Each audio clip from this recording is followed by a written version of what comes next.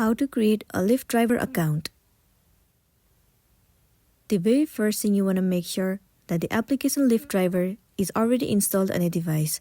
If not, you can head over to your app store and then search for Lyft Driver.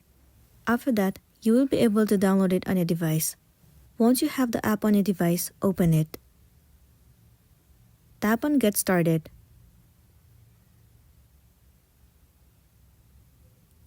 Now what you want to do is, you simply have to choose the country and then enter your phone number accordingly. Once you have entered your number, click on Next. One verification code will be sent to your number.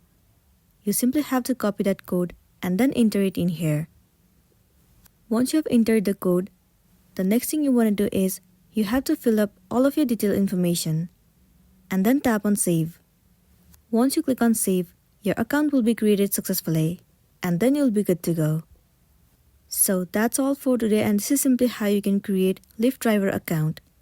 Make sure to smash the like button and consider subscribing if you found this video helpful. And if you have any queries, you can drop it down in the comment section below. We'll see you in the next one.